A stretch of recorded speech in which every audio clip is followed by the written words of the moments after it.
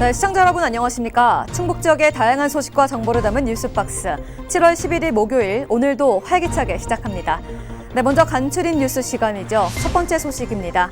교육부와 전국학교 비정규직연대회의가 지난 9일과 10일 이틀간 교섭위원 참석 여부와 그 교체 문제를 두고 입씨름만 벌이다 끝내 교섭을 하지 못한 채 파행을 거듭한 것으로 알려졌습니다.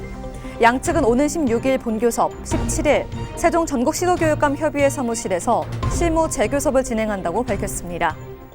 네, 팽팽한 싸움이 아직 아무런 타협 없이 계속되고 있는 상황인 건데요.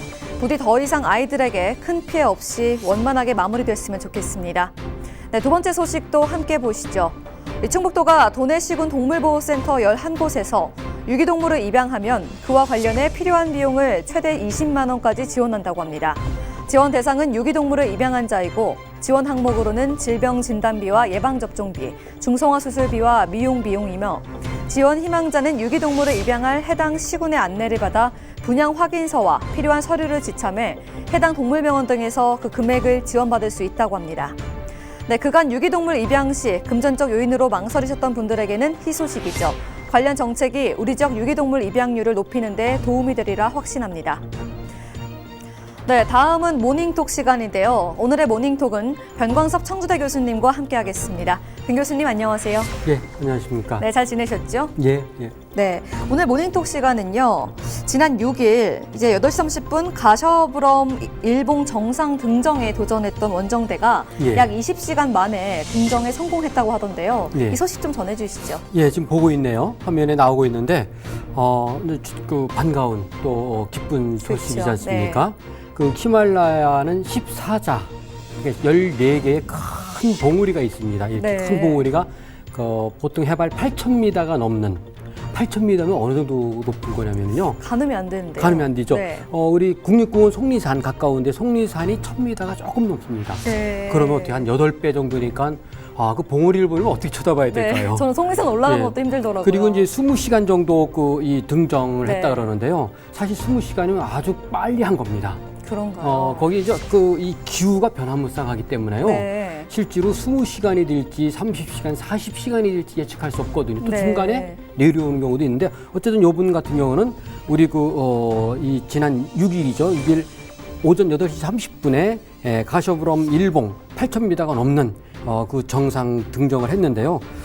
도전 20시간 만에 그 다음 날이 7일 오후 4시 30분에 정상에 올라서 이렇게 이 충주 세계 무예 마스터십을 홍보하는 깃발과 함께 네. 이 승리의 어떤 이 낭보를 네. 우리한테 보내왔습니다. 맞습니다. 정말 기쁘고 반가운 소식인데요.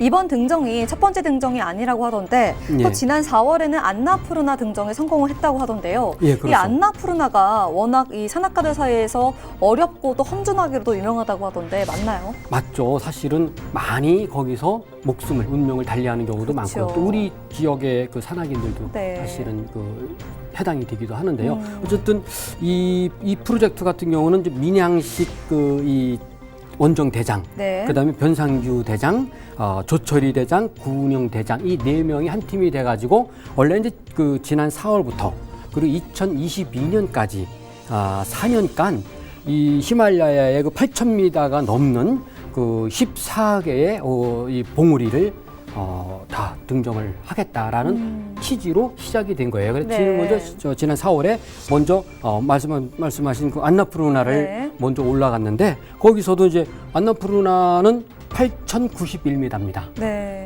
그때 비슷하네요, 높이가. 등정에 성공을 했는데 사실은 높이는 비슷하지만 이 기후의 차이라든지 바람의 세기라든지 그게 또 시시각각으로 네. 변화무쌍하기 때문에 정말로 위험한 코스였고요. 네. 그런데 잘 성공을 했는데 우리 지역 같은 경우는 원래 충북이요. 네. 등산을 참 좋아합니다. 충북 사람들이. 그런가요? 왜 그럴까요? 네. 네, 충북 지역 사람들이 왜 등산을 좋아할까요? 사실 우리 충북이 백두대간에 속해 있지 않습니까? 네. 백두대간은 상당히 지형 자체가 험준합니다. 그러니까 네. 이 등산, 산악인들이 좋아할 수밖에 없는 이 산의 특성을 가지고 있고요. 그리고 모험심, 탐험 정심이 다른 지역 사람보다 좀 뛰어나자 보지 않을까, 네. 뛰어나다고 그리고 볼 수 있는데요. 실제로 우리나라 최초로 에베레스트 등정에 성공한 사람도 우리 그 청주의 옛 연초제주창에서 근무하던 1977년의 일입니다. 네. 고상돈 대원이었어요. 네. 물론 이제 우리 지역 사람이었군요. 예, 우리 청주에서 그 네. 활동을 했었고요. 그리고 지금 말씀하신 그 안나푸르나 같은 경우는 여성 산악대장으로 아주 그 유명했던 분이죠. 그 고지현옥 대장 네. 같은 경우가 안나푸르나 등정에 도전하다가 이제 성공하고 하산하다가 이제 그 사실은 이 악천 후에 네. 운명을 달리한 그런 그 아픔이 있는 안타깝습니다. 곳이기도 합니다. 그래서 유독 충북 산악인들에게 더 의미가 있을 수도 있겠네요. 예, 그렇죠. 그래서 이번 프로젝트 같은 경우도 히말라야에 있는 14개의 봉우리 8,000m가 넘는 네. 이곳을 그 최단 기간 내에 등정에 성공을 하겠다는 아주 그냥 다부진 포부를 갖고 네. 그 한 번 한 번 등정에 성공할 때마다 그 기쁜 소식을 이렇게 보내오고 있습니다. 네, 다행입니다.